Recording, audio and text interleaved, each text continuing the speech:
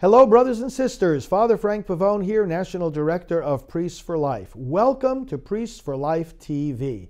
Thank you for taking the time to watch because you're about to see another broadcast segment on this brand new internet pro-life television channel.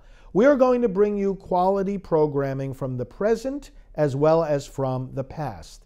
Live events, pre-taped events. You'll see homilies, you'll see interviews, you'll see talks at various pro-life gatherings, prayer vigils, commercials, music videos, a whole combination of inspirational and instructional material that we've put together over the years and that our team continues to put together.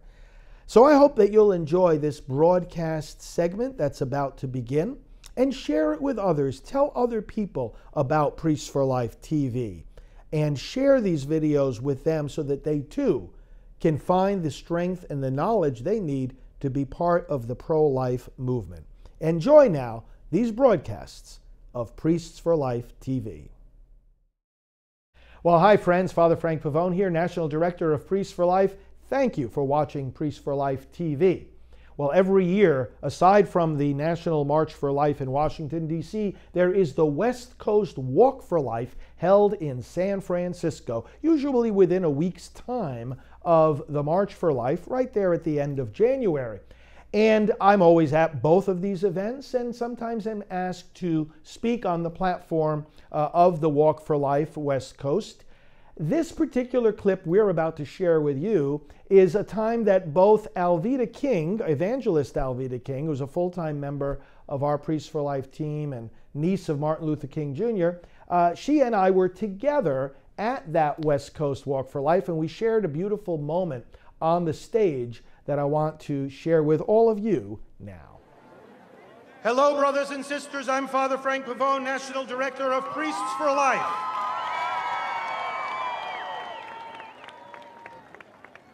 I have the pleasure today of introducing a friend and colleague who many of you know, but first I want to bring you greetings from all those who marched yesterday in Washington. We are all one great movement. I was there with them, and we wanted to send our prayerful greetings to you. I bring you the greetings also of all our team at Priests for Life, including the one I'm about to introduce, and also Janet Morana, of our Silent No More campaign, Brian Kemper, who's here from our youth outreach, and our priests and our collaborators with Rachel's Vineyard, Teresa and Kevin Burke. All of them are in solidarity with you here today. Now, in the late 90s, I had the privilege of meeting the woman that is going to come here and pray now, the niece of Martin Luther King Jr. We were both speaking at a pro-life conference, and she heard me invoke her uncle, and I heard her talking about the unborn, and I said to her, we need to work together to proclaim that the civil rights movement of today is the pro-life movement. And she said yes to a call that is on my life, and that is on her life, and that is on the lives of so many of you, and that is to give ourselves completely all our time and energy to the defense of the unborn. So many of you give all the time that you can, but here's a person who also knows abortion from the inside. She joined our Silent No More campaign, speaking out about the mercy and healing that comes to those who turn to the Lord after abortion. Alveda knows that pain. She knows that healing. She's an author. She's an educator. She has been a state legislator. She is a civil rights activist. She is an evangelist. She helps us to proclaim the political message that we have to elect public servants who know the difference between serving the public and killing the public. Would you please welcome my sister, my friend, my colleague, our Director of African American Outreach at Priests for Life, Dr. Alveda King.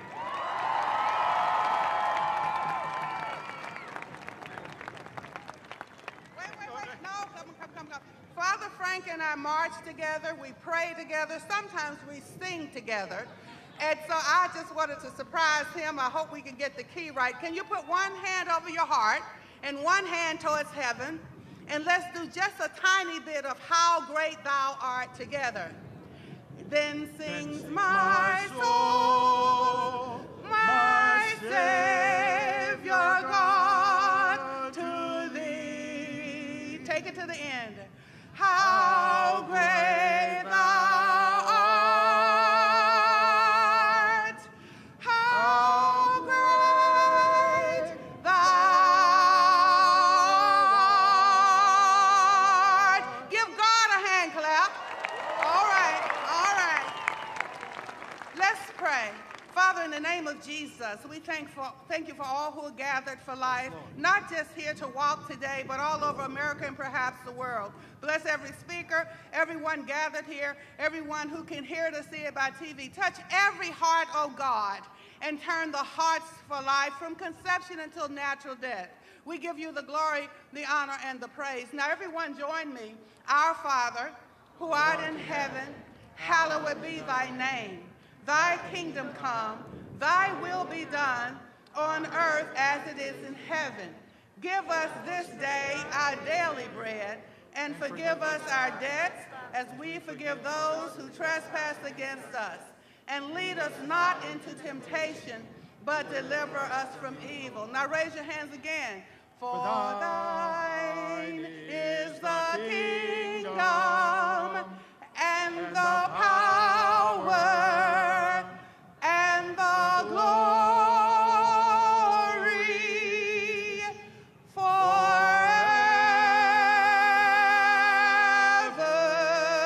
Everybody.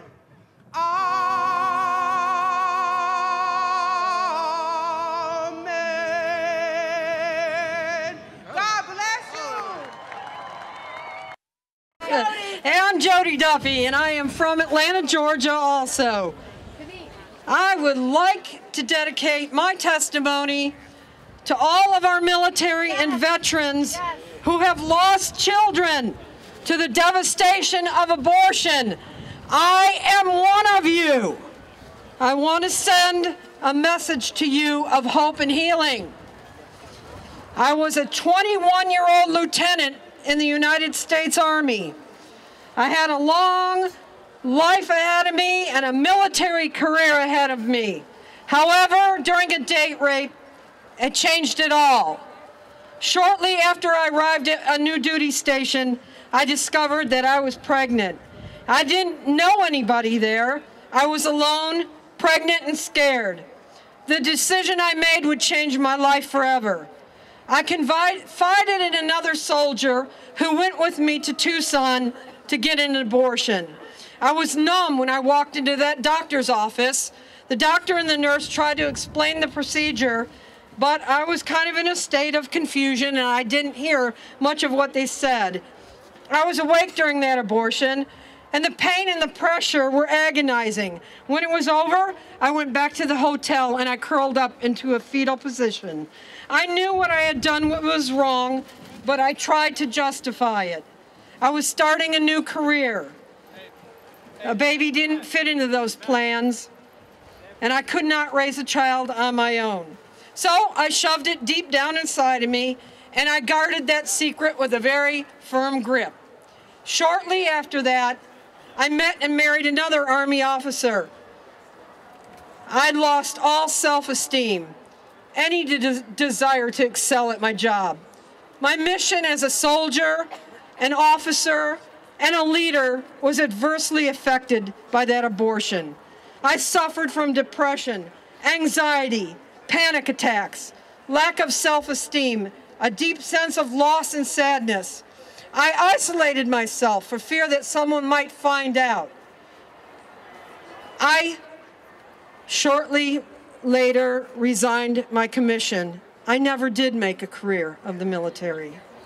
Eventually, my husband and I had 3 children, and I became a supermom, a perfectionist, overbearing parent, constant worrier. Subconsciously, I was trying to gain control of something I lost control of when I had my abortion. I tried to redeem myself for something only God could redeem me from. 20 years later, I hit a wall, and in 2000, through the prayer and guidance of the Holy Spirit, I was led to a ministry in Atlanta called Post-Abortion Treatment and Healing, where I became involved in a post-abortion Bible study and the Rachel's Vineyard Retreat. The healing was beyond words, and it was so vital to helping me restore what was lost before that abortion. The choice that I made cannot be reversed. However, the effects of that choice can be changed. What we do with our past experiences can affect the lives of so many others in the future. Abortion is harmful to the essential mission of our military, and that is why I will be silent no more. Hello, friends. This is Father Frank Pavone, National Director of Priests for Life. Thank you for watching Priests for Life TV. You know, the civil rights movement of today is the pro-life movement. Just as the civil rights movement in the 1960s advocated for the equal rights of African Americans, so we today advocate for the equal rights of children still in their mother's womb. And we are privileged to have on our Priests for Life team the niece of Dr. Martin Luther King Jr., the evangelist Alveda King. And she does a marvelous job speaking throughout the country and around the world, saying that the civil rights movement of today is the pro-life movement. Well, Alveda and I, back in 2010, sparked an initiative around the country called the Pro-Life Freedom Rides. We modeled it after the freedom rides of the civil rights movement, which attracted such attention to the plight of African Americans and the evil of segregation. Well, we held freedom rides in Alabama and Tennessee, and what you're about to see is the speech that I gave at the Freedom Ride rally in Birmingham, Alabama, the night before the first pro-life Freedom Ride.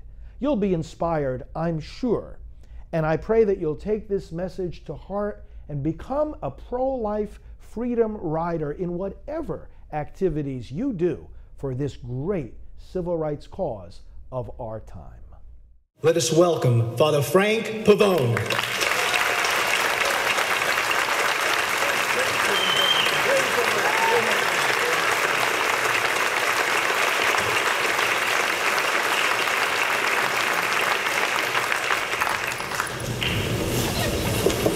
Brothers and sisters, we've come to Birmingham to take a ride. Tomorrow we ride in the nation's first pro-life freedom rides for the unborn, the first of many that will crisscross the nation. And why do we ride tomorrow? Tomorrow we ride because God once addressed a word to Moses. And he said to Moses, I know the suffering of my people. Their cries have reached my ears. And I'm not going to sit still. I'm going to move. And I'm going to move through you. Go to Pharaoh and tell him to set my people free. Because they're my people, not his. They're not his to own. They're not his to oppress. They're not his to declare their value. They're my people. God called Moses. He calls us. Because he's heard the cries of his people who are being oppressed. He knows the pain of the unborn, and that's why tomorrow we ride.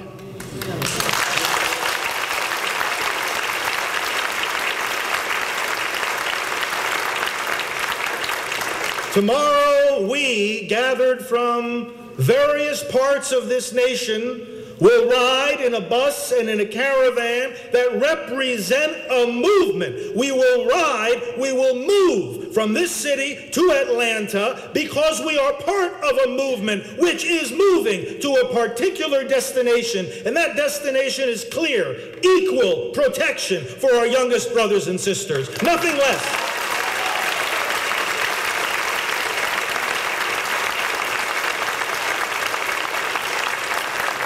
Tomorrow we ride because we follow one who picked up that scroll from the prophet Isaiah and said, I have come to proclaim freedom for the captives. His name, Jesus Christ, the King of Kings, the Lord of Lords, the author of peace, he who is our justice, he said, I've come for freedom. I've come for life. And it is in him that we gather tonight, and it is in him and in his name and by his power that tomorrow we ride for freedom.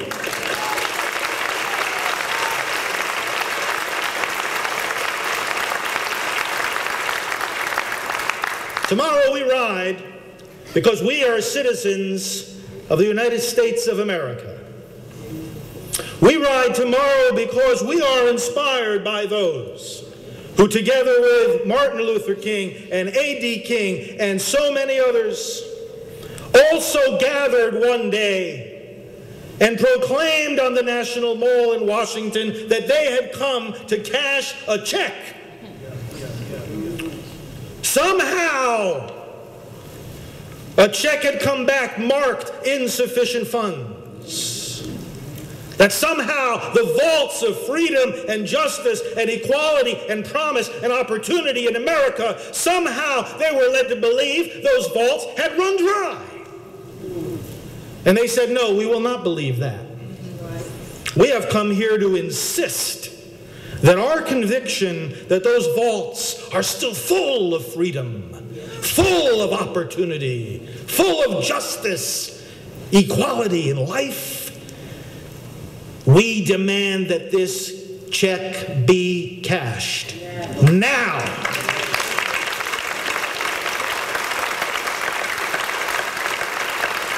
And tonight, we are gathered in Birmingham, Alabama, and we will ride tomorrow because the vaults of America for life, for freedom, for justice are still full of opportunity, and they are full of opportunity for our unborn brothers and sisters, and we refuse to let that check read insufficient funds. We want it cashed for our unborn brothers and sisters now.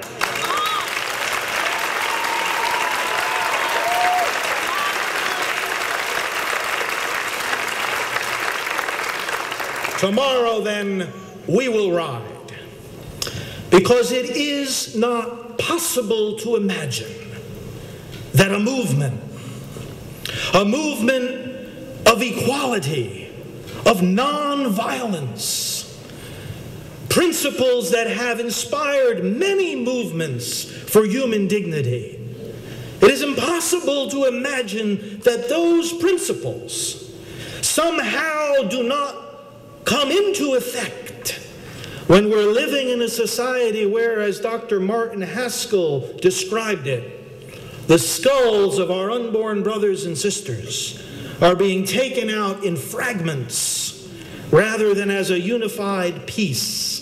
That as he and other abortionists have described, the hands and the arms and the legs are being torn off the bodies of our unborn brothers and sisters, that their heads are being crushed. It is impossible to believe that the principles of equality and justice and human dignity for which so many others fought and were imprisoned and were beat and were killed should not inspire us to rise up with the same determination today and rise for justice and nonviolence against the unborn.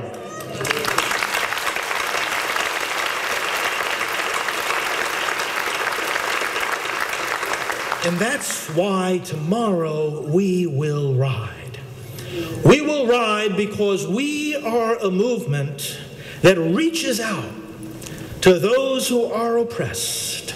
Not only those oppressed because their lives count for nothing before the law, not only those oppressed because their bodies are torn apart thousands of times a day in this country, including in this very city at a place where we will pray tomorrow morning, but also because their parents are oppressed.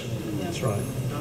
Tomorrow we will ride to proclaim liberty to declare freedom for those who are oppressed by the despair of thinking they have no choice but to abort their child. Tomorrow we will ride because we have a message for them. We have a message for America. For no woman anywhere in this country should it ever enter her mind that she has no choice but to abort her child. And if she does think that way, we rise up and we ride tomorrow and we say to her, you come to us. We will help you.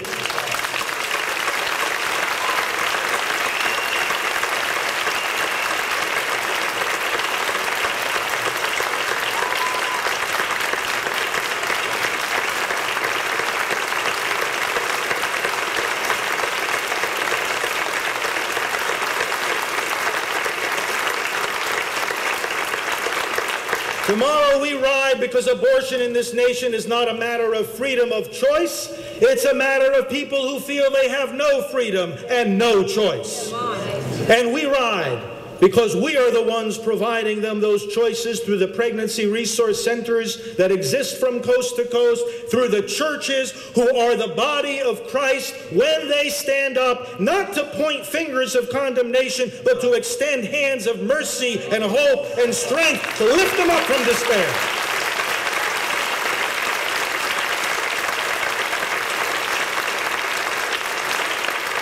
Tomorrow we ride to proclaim freedom for those who suffer tonight because of a past abortion.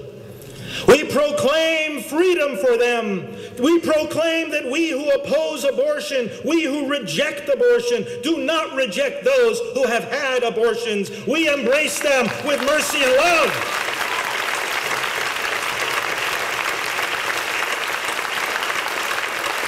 And we rise up and we ride to proclaim to such people across this great nation that it's time for them to rise up. They don't have to be in some dark corner with their face to the ground, unwilling to raise their eyes to heaven because of the guilt and the shame. We say, no, there is a light that shines on you now. It's the light of the risen Christ who frees you from your sins.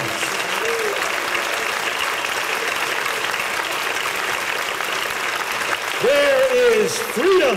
There is forgiveness. There is redemption. You don't need to be buried under those sins. That's why we ride tomorrow.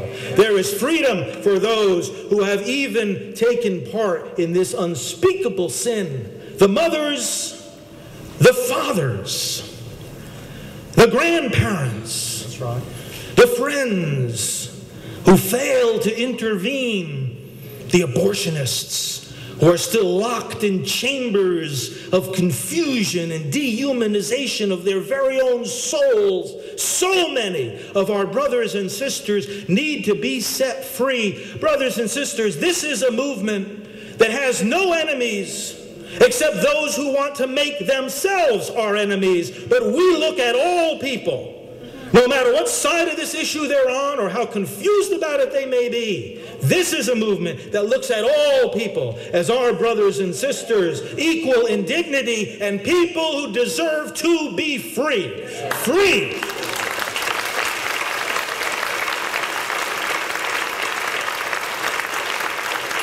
We ride tomorrow because this movement goes to the very core of who we are as Americans, as Christians, as human beings. We ride because, yes, it is our business when somebody else decides to abort their child. It's our business anytime anybody's life is in danger. Anytime anybody is oppressed. Yes, it's our business. Right. That child is our business. It's not just somebody else's child, somebody else's choice, somebody else's problem. That's our brother, our sister, and that's why we ride. We ride, brothers and sisters, because this is a movement that transcends religious denominations. This is a movement that transcends ethnic boundaries. It transcends political affiliations. This movement of the Freedom Rides across America is not a Republican movement. It is not a Democratic movement. It is a human rights movement.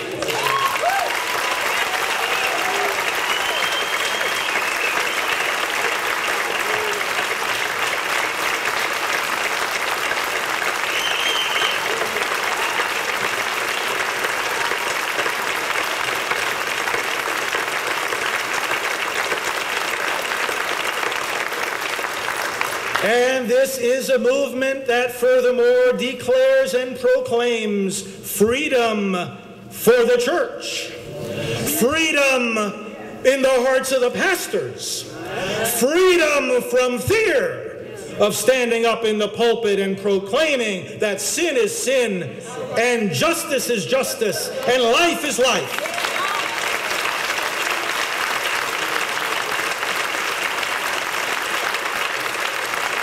And we ride because we belong to a movement tonight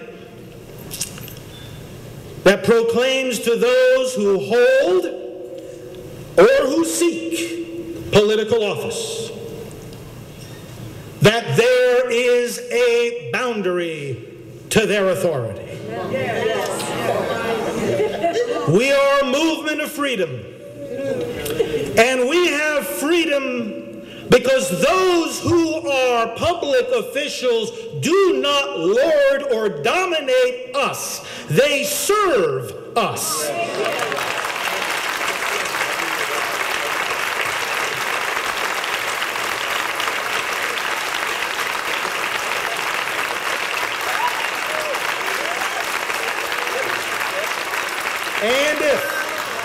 And if a public servant cannot tell the difference between serving the public and killing the public, they do not belong in public office.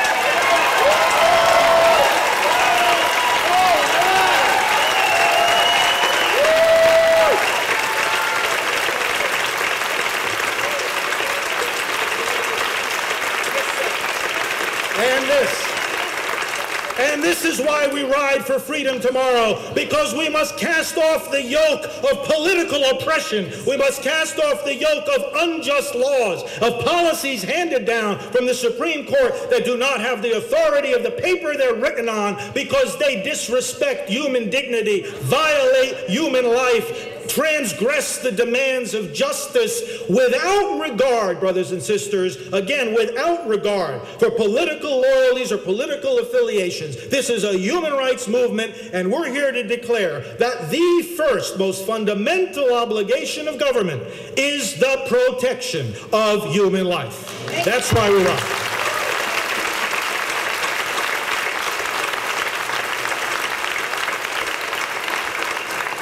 And let me tell you one more reason why we ride tomorrow. I saw new heavens and a new earth.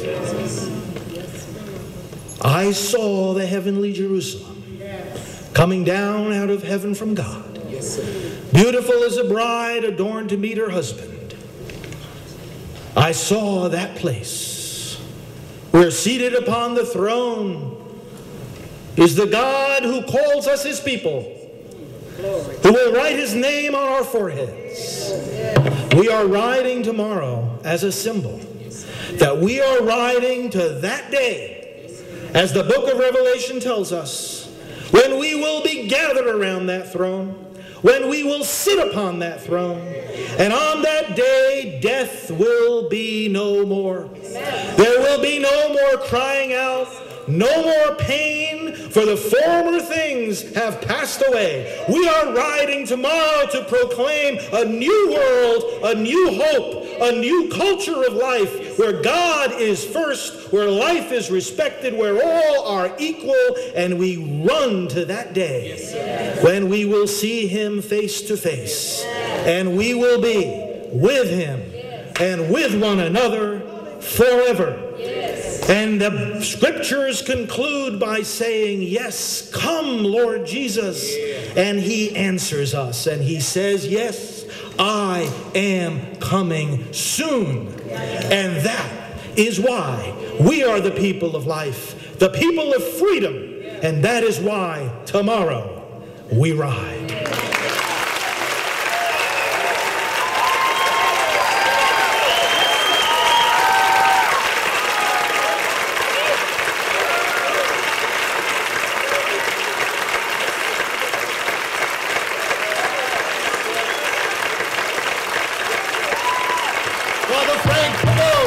Praise the Lord.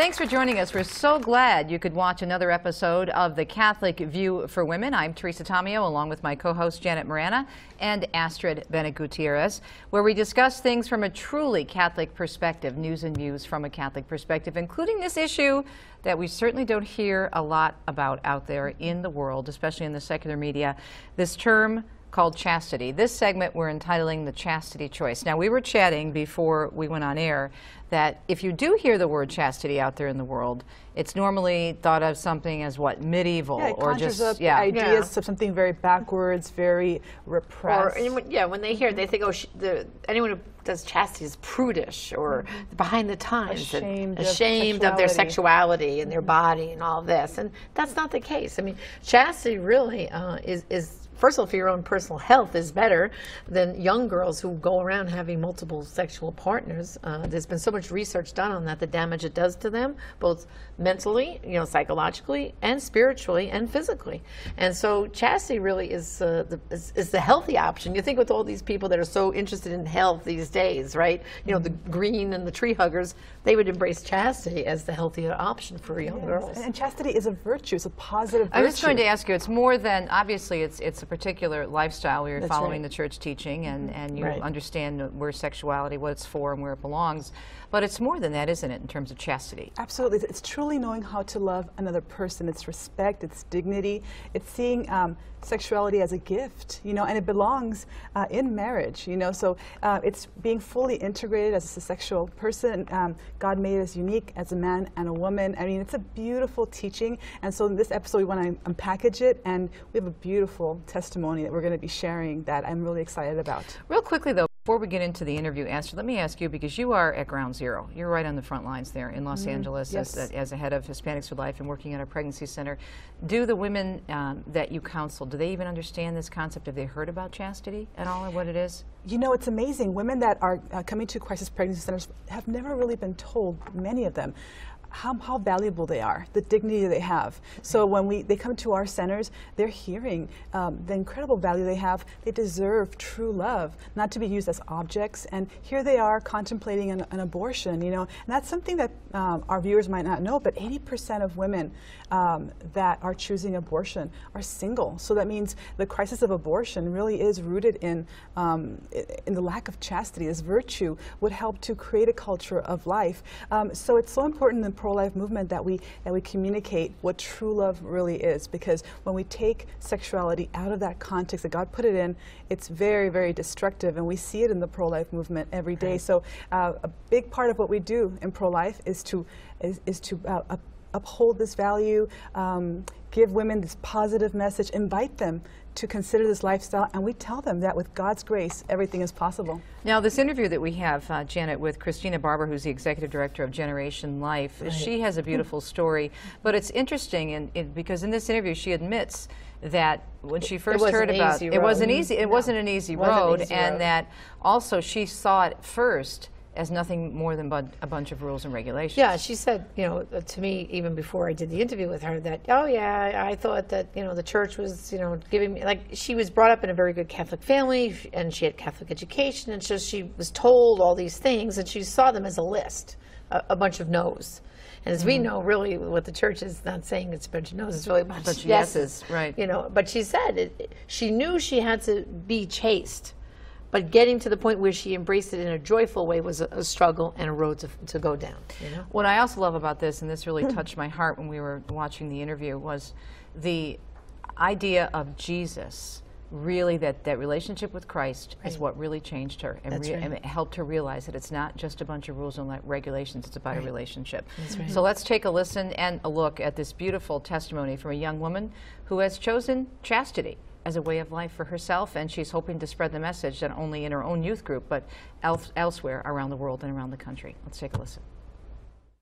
So in today's day and age, it is so easy to think that you might be the only person that wants to live a life of chastity or a life of purity. And I know that when I was in high school, I felt like I was the only one that wanted to be chaste and to save myself for marriage. And at first it was really something, when I was in high school, it was really a burden. Chastity was a burden. I don't think I fully understood what it meant. I thought it was a list of rules that I had to follow to be good. And I didn't understand why people would stray until I fell in love for the first time. And when you fall in love, everything changes. And chastity really, it was burdensome for me at first. I just saw it, like I said, as a list of rules and regulations that I had to follow. And it took me a while to understand.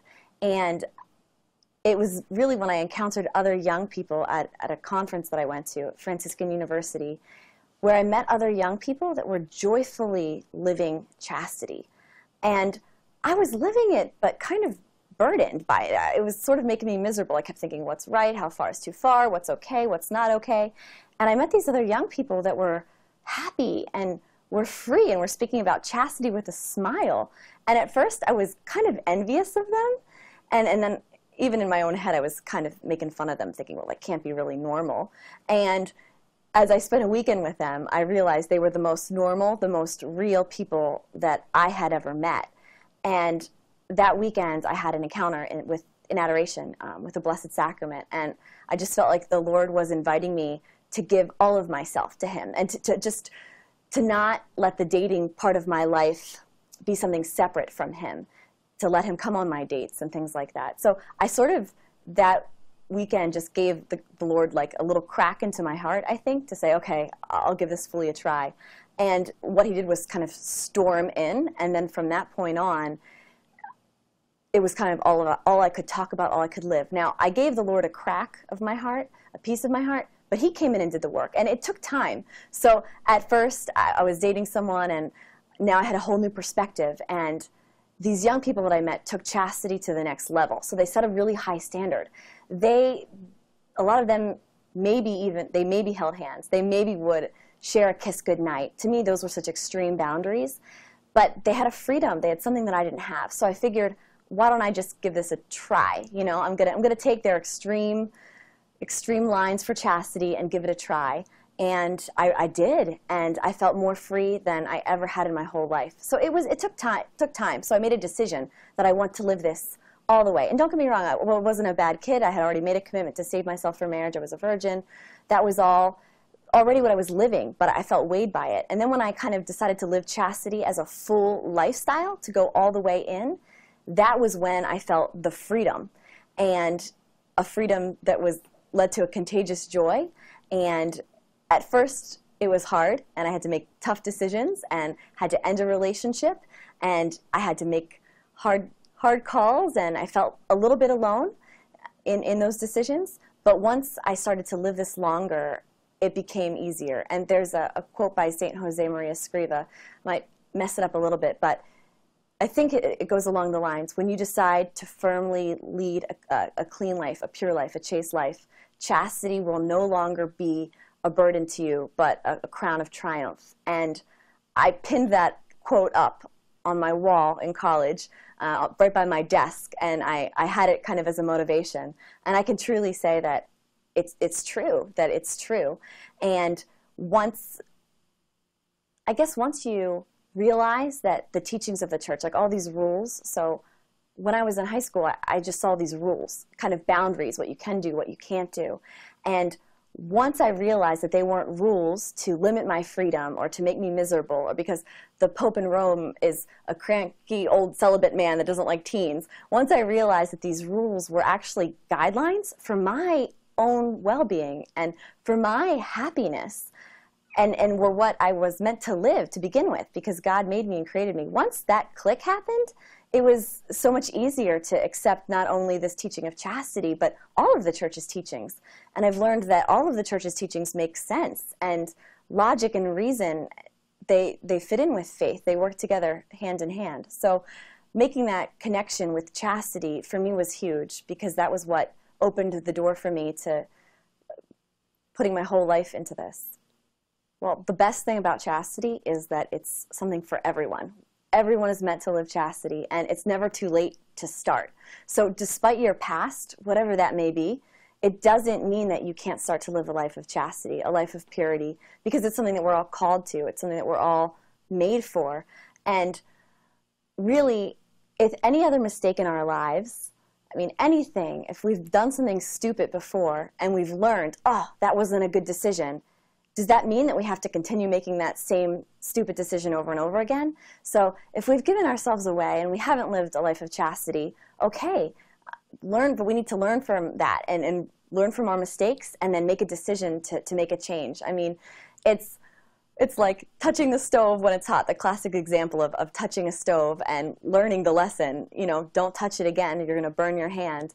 It only takes a fool to continue making the same mistakes over and over again. So even though living a life of chastity isn't something like a switch that you can flip on and on, it takes time, it takes practice, it's something you really have to practice and develop and grow in, but it's possible for everyone to decide that they're worth it, because chastity is about value, it is about respect, it is about dignity, and every single person out there has value, has dignity, and deserves to be respected. And all of the young women out there that have fallen into the lies that we need to give ourselves to receive love.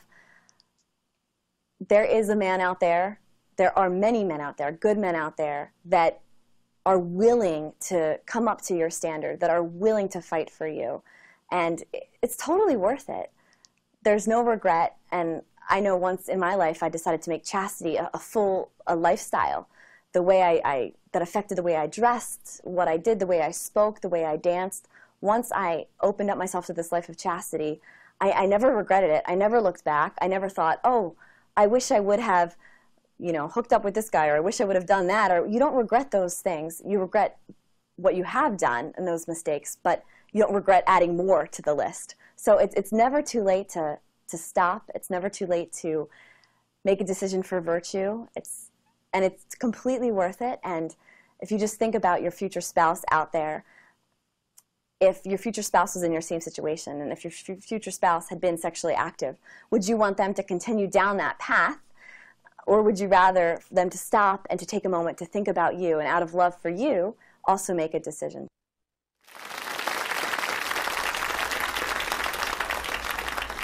A lot of things we all need to be reminded of, especially her comment that all of the church's teachings make sense. Amen to that. More on unpacking this whole idea of the chastity choice when we return on this edition of The Catholic View for Women. Stay tuned.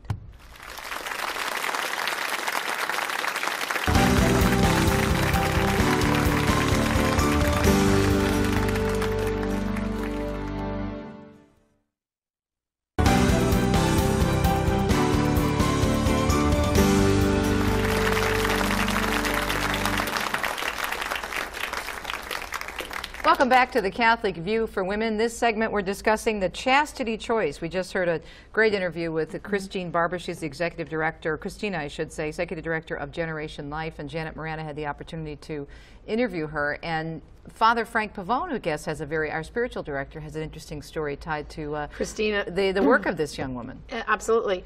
Christina and her family, a very pro-life Catholic family, and one weekend when she was about 7 years old, Father Pavone was preaching at their parish, and after Mass, out on the plaza, of course, her parents brought all the children up to meet Father, and for some reason, he just looked at Christina and gave all the children a blessing, but he looked at her and he said, one day you're going to work in the pro-life movement. Wow.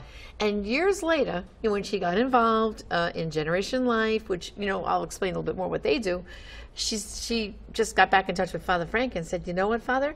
From the time you gave me that special, almost like a charge to say, you're being called to work one day, it just stuck with her. She remembered it, and she ended up working for Generation Life. And, the viewers should understand that Generation Life, yes, it's all about chastity education, but also they're also very involved in going out and witnessing in front of the abortion clinics and praying there. So it's a double-pronged mission they have. And they go out and do talks at parishes. So I really want to encourage her, if you liked Christina, there's an army of Christinas. You can go to their website, generationlife.org, and you can arrange for one of those speakers to come to speak at your youth group, or why not at every Mass? Because you never know who's in the pews. But how important is it to have young, happy, joyful people talking about this message, the life message, but also the chastity message? Exactly. Absolutely. And what you notice about Christina is that, listening to her, she has joy. You can see it in her eyes and the way she tells her story. And she's very real. So they're going to relate to them because they're going to talk about their struggles. They're very humble in that way, And the beautiful thing is that when I notice young people, for example, that I work with, 15, 16-year-olds that are living the chastity lifestyle, and they're being true to their faith, they're also very busy. they're doing pro-life work. They're involved in their church. So, you know, part of this being chaste is also not having a lot of idle time. Also filling your time with being with your family, doing things. The friends you choose, too. Yes, the friends you choose. The company you keep. Absolutely. So this is what makes it an integrated life, and that's why they're so happy, because they're giving, they're being generous, they're growing in virtue. And so chastity is a beautiful virtue. It's positive. It's truly loving. First of all, understanding your dignity, as she clearly does, and then extending that out to others and lifting them up as well. A couple things she said too, which really touched me. You always quote you say it's your favorite quote of mine. I say there's no better place for a woman than the arms of Jesus inside the Catholic Church. Yes. And I love it when she said she just gave him just a little crack in her heart, but then he just kind of came in and whoosh. Took over. And when you really allow yourself to allow Jesus into your heart, it makes such a difference. And we often hear that from our Protestant brothers and sisters, but I don't know if we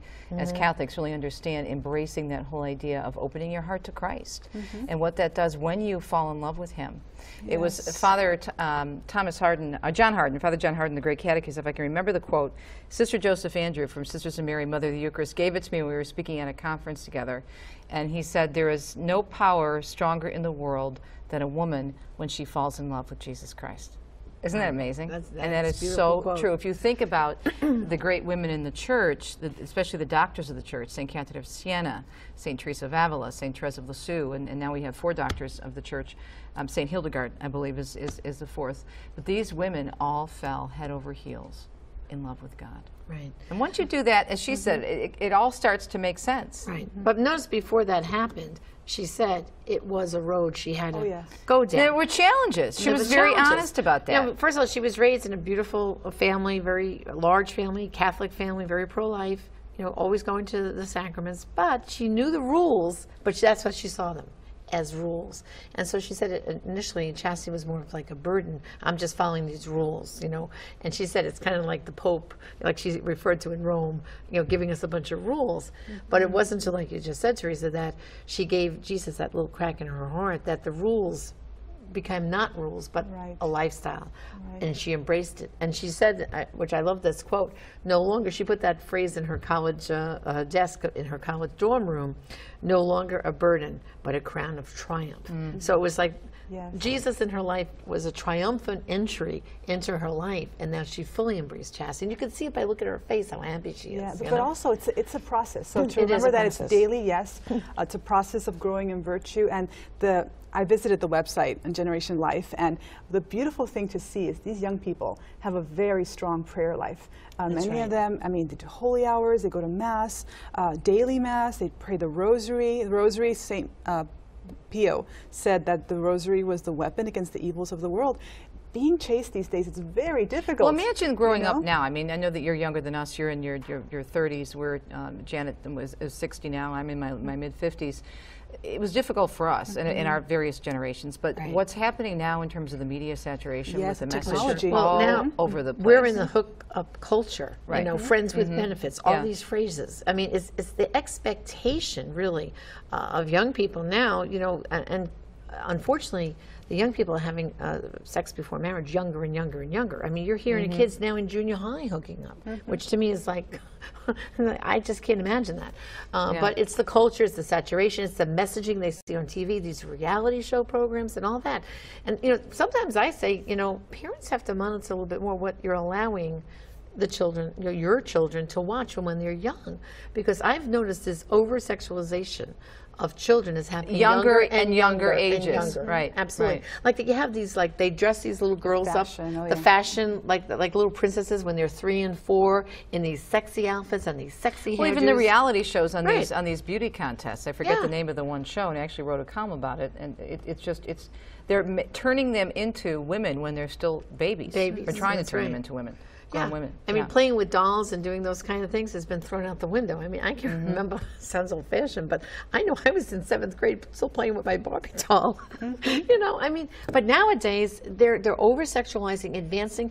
I mean, I heard of a parent not long ago taking their 6th or 7th grade daughter driving her and her boyfriend on a date to the movies and picking them up later. And I was like, what do you mean a date? They're only in 6th, 7th grade. Well, since when they have a date at that young age? But see, where's the parent to say, no, we don't do that. You're too young. And parents need formation too, because how can we just only teach the young people and the parents still have a way of seeing things that might not be in line with what the church teaches about chastity? Because a young person can go to one of these talks and get very excited, on fire for this teaching, but if the parent still thinks that this is something modern or cool, there's a problem. At Hispanics for Life, for example, our community, this message does not get to us. I mean, it's really, really difficult. So what we did to try to reach both parents and the young people, and actually it was the parents who requested this, was to have presentations where the parents and the young people were there listening to the teachings together, sharing, and we saw so much healing and so much learning, because now they're on the same page, and everybody was comfortable, nobody was uncomfortable, and they were learning together, and when they left there more united as a family. Well, speaking of the teachings, the Catechism of the Catholic Church has a lot of sections here on chastity, and I'd just like to, let's just maybe give our viewers a few of them. I'd like to start with 2337 from the Catholic Catechism, which reads, chastity means the successful integration of sexuality within the person, and thus the inner unity of man in his bodily and spiritual being. Sexuality, in which man's belonging to the bodily and biological world is expressed, becomes personal and truly human when it is integrated into the relationship of one person to another in the complete and lifelong mutual gift of a man and a woman. The virtue of chastity therefore involves the integrity of the person and the integrity of the gift. I mean, it's very clear when the Church's teaching is saying here. And then, of course, we can go on, Astrid. There's another one you can Let me make one point on this, though, because what you just read, Janet, in the complete and lifelong mutual gift of a man and a woman, this reflects back on what we were talking about in some previous episodes where we looked at the Church's teaching on people who are struggling with same-sex attraction, that we're all called to be chaste, both men and women, regardless of our situation in our lives. So that's very, very important. And this is an ongoing thing, and it continues in the married life. Which I don't think a lot of people realize. The whole idea of being chaste encompasses your spiritual being and your physical being, to understand that. So, Astrid, you were going to go and read the next paragraph real quickly. The chaste person maintains the integrity of the powers of life and love placed in him. This integrity ensures the unity of the person. It is opposed to any behavior that would impair it. It tolerates neither a double life nor duplicity in speech. This is purity, in action. All right, and this one I think is really, really important and reflects on, this is paragraph 2342, reflects on what Christina was saying in the interview regarding this is an ongoing process. Our conversion is an ongoing process. Exactly. We don't wake up one day and say, oh, this is great, we're going to do this, and it's over with. It's a constant getting up and recommitting our lives to the Lord and the Church teaching. So this is paragraph 2342, and it reads, self-mastery is a long and exacting work. One can never consider it acquired once and for all. It presupposes renewed effort at all stages of life. The effort required can be more intense in certain periods, and this is really important. We were talking about the influence on young people, and this is what the Church says. More intense in certain periods, such as when the personality is being formed during childhood and adolescence. Absolutely. Yeah. Well, there's a lot to read on this, and for our homework, I'm recommending, of course, as always, the Catechism of the Catholic Church, available at the Religious Catalog, and in particular the sections 2337 through 2356, all on chastity. Read it, reread it, and really study it. And then also go to generationlife.org, their website, where you can find more information. You can actually listen to a beautiful video they have there of their ministry. A lot of young faces talking about the joy of chastity and the work they're doing. I highly encourage you to invite one of those speakers into your parish. And also, too, if you notice, all those the teens that are involved in this, they have what Mother Angelica always says, holy reminders. A lot of them have miraculous medals or crosses that they wear. And of course, I want to remind our viewers about our holy reminder for their kitchen, our Madonna of the Kitchen, also available in the Religious Catalog. If you keep a lot of holy reminders around the house, it keeps your mind focused on where you should be, on Jesus. I even tell people when I give my media seminars, especially parents, you're talking about involving the parents, that In your, it's funny. You remember how you know your mother used to sometimes have those pictures in the home of the Jesus with the eyes following you around, around the living room, and people laugh. But you know what? Put one of those in by your television. Right. Put a religious object or something near your television set and near your computer, because it will remind you, just like our lady Madonna of the Kitchen does, that we should be doing things in a holy way according to the church. Maybe a picture of Jesus on your mirror. And do a mirror check in the morning. How you're dressing also should be in a chaste fashion. And when you check in your mirror, say, how would Jesus approve of this outfit? Right. That's a good or thing an image of Our Lady. You know? What would Mary do? What would Mary do? What would Mary do? Exactly. We've always heard about what would Jesus do. What would Mary do? And what would the saints do? All right. Good discussion, ladies. Thanks. And as Janet said, you can find all the information, the clips, of course, from the Catechism, and also the interviews that Generation Life has to offer on their website. Everything is on our website. Our resources for your information and continued education, because this is an ongoing process, and that's why we give you all of these great resources. You can find it at our website, which is thecatholicviewforwomen.com. For Janet Marana and Astrid Bene-Gutierrez, I'm Teresa Tomeo. It's great to be with you, and we hope you'll stay tuned for the next edition of The Catholic View for Women, right here on the EWTN network. We'll see you next time.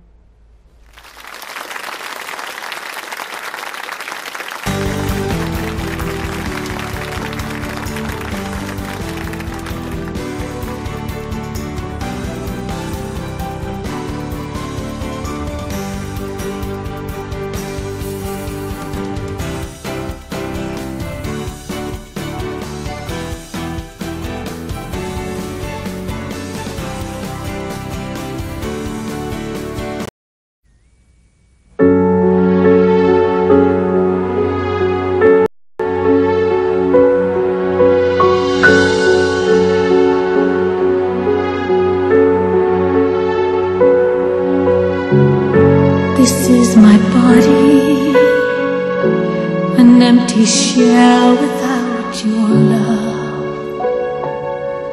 I see you in the face of every child. This is my body, but you are always in my heart, always in my mind. If I could choose again, there'd be no choice for me but you. I'd do what I must do.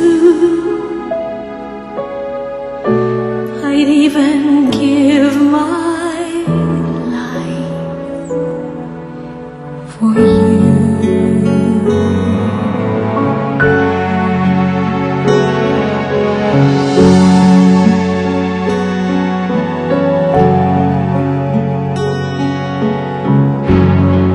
This is my body. You cannot tell me what to do. It's not up to you. I will decide. This is my body, and I alone will choose. If this life within me lives or dies, this is my body. I'll do what I must do. This is my life. I will not sacrifice my life for you.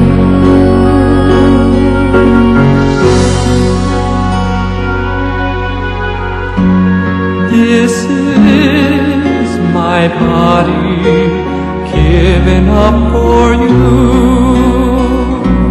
that you might live eternally.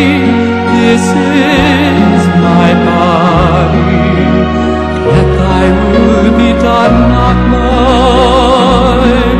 Broken as the bread, crushed as the wine. This is my body. I do what I must do. I give my life a sacrifice.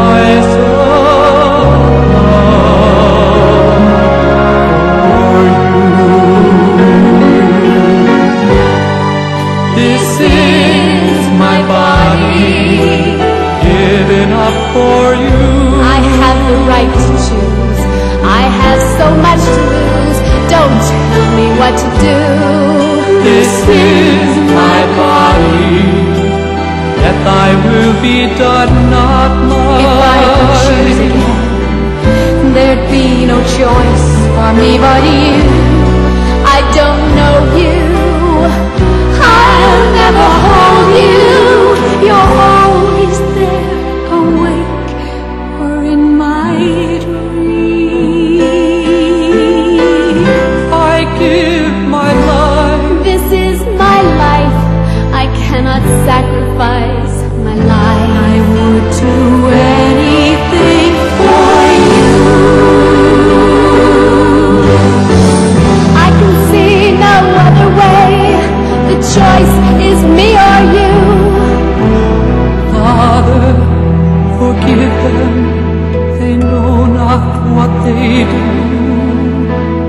How can I forgive myself for what I've done to you? My wounds have set you free.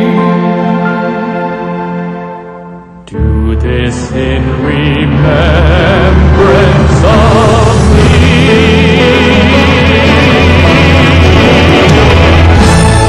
This is my body, giving up for you, that you might live eternally.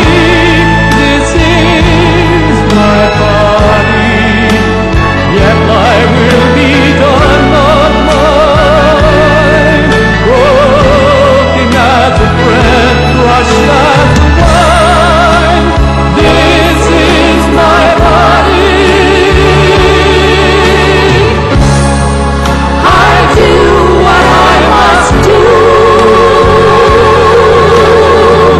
I give my life a sacrifice.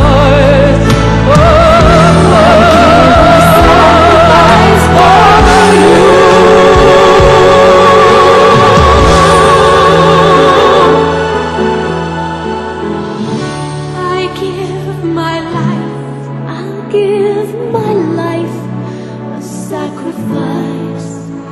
A sacrifice of love for you.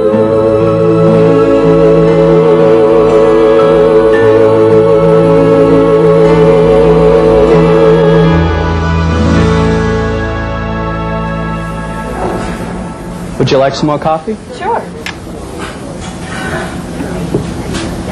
Hope you enjoy the show. Thanks. I know I will.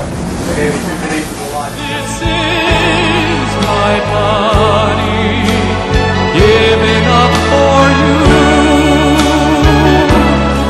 that you might live eternally. Pray for America. Pray for America. Our unborn children, their lives are in our